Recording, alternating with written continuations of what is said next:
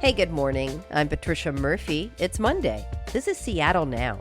Meaningful Day was a Washington state program that was considered a major success since it started 10 years ago.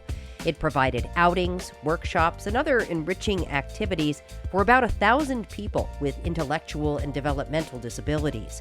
But the need for severe budget cuts erased all of Meaningful Day's funding. We'll have a look at what it means for caretakers and residents in a minute. But first, let's get you caught up.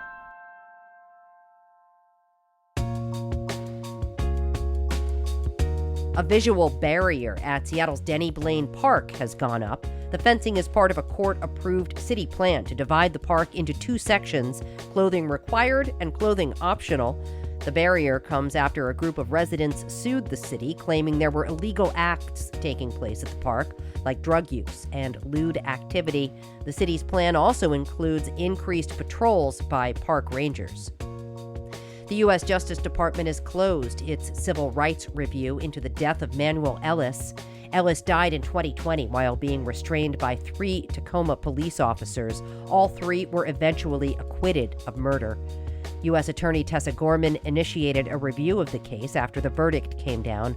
President Trump removed Gorman from the post shortly after he returned to office. He replaced her with an acting U.S. attorney who closed the inquiry this week without an explanation.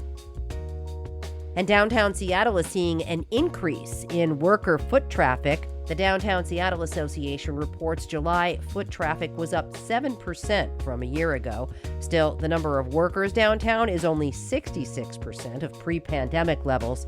GeekWire reports Seattle's office vacancy rates are some of the highest in the country, at more than 32%, which is an increase from last year. Check back for more headlines on tonight's episode of Seattle Now.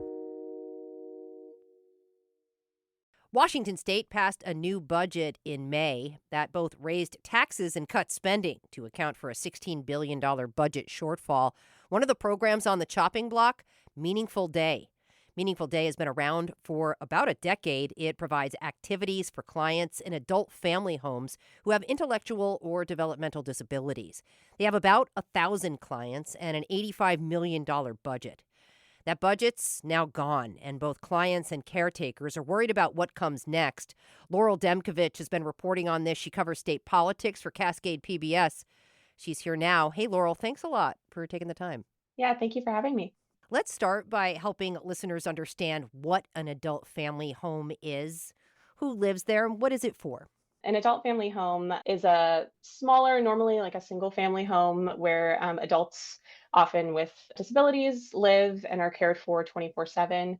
A lot of times it's adults with intellectual or developmental disabilities that they were born with. But for example, I talked to a family whose father had a stroke and then ended up needing full-time care that they could not provide. So I think it's just adults who couldn't necessarily find 24/7 care in a different setting. And it's normally a pretty small home, like 4 to 6 residents, I think, at a time. So it offers a little bit more individual care. And what kinds of activities were being provided by Meaningful Day? What were they doing?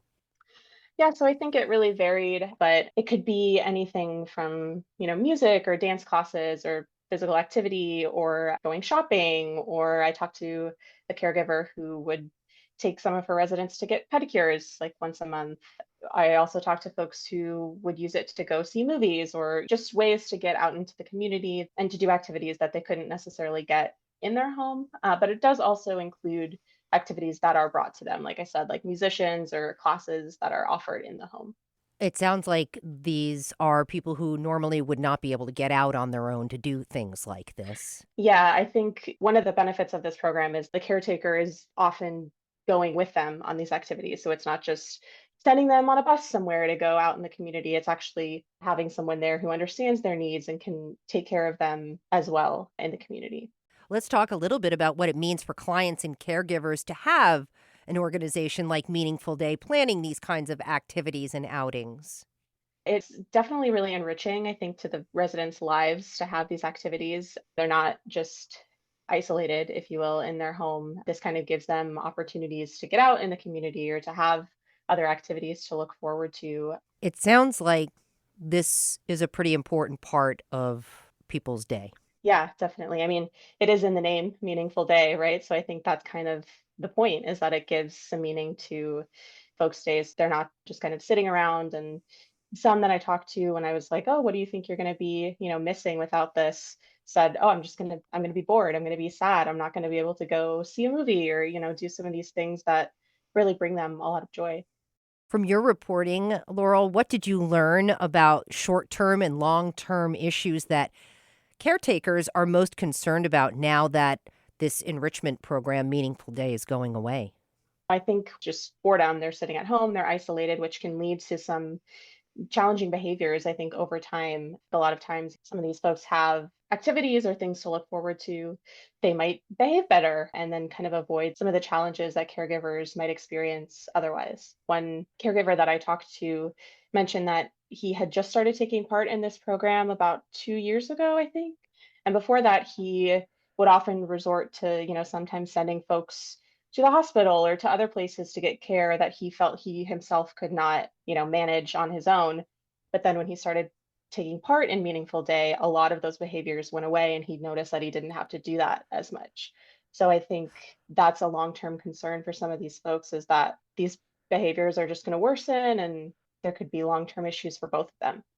Are there any alternatives, any way to fill the gap here that anybody's talking about? Yeah, so the Department of Social and Health Services has a number of programs that are considered like a Medicaid add-on that's similar to Meaningful Day. The most similar one, I think, is called community engagement. And that is similar in that it allows residents to go out in the community and engage in some of these activities. But so one of the concerns with the community engagement program is that it's offered through a different provider. So a resident, for example, has to go through a couple more hoops than they would if it was offered directly from their adult family home. And along with that, there's just not as many providers through that program. So especially in like rural areas, there's not as many people actually offering some of these activities.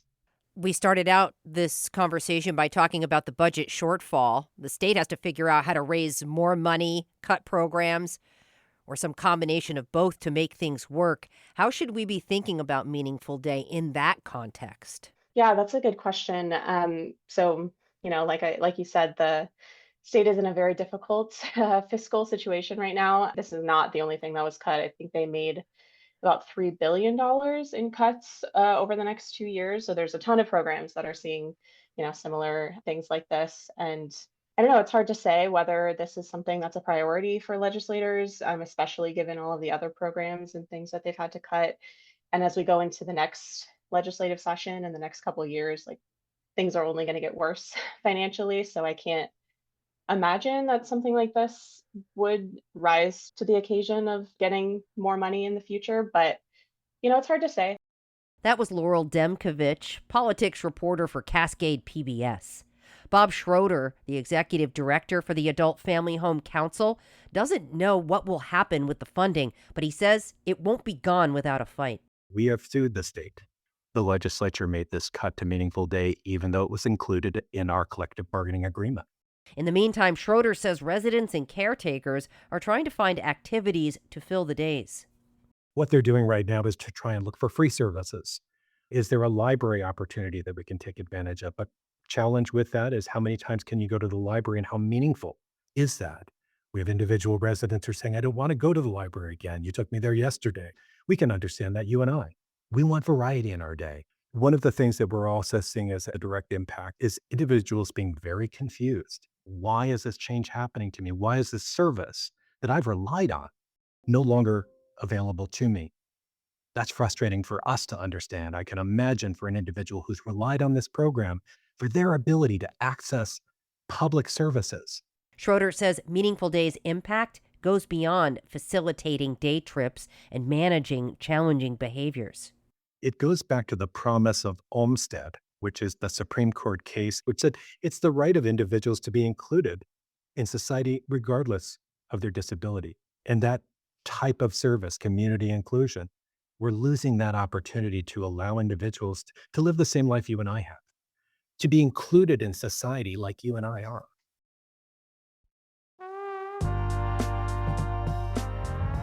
Thanks for listening to Seattle Now. Today's episode was produced by Shane Mailing. It was edited by Caroline Chamberlain Gomez. Our production team also includes Andy Hurst, Brooklyn Jamerson Flowers, Vaughn Jones, and Paige Browning. Greg Kramer does our theme music. Seattle Now and KUOW Public Radio are members of the NPR network. I'm Patricia Murphy. See you soon.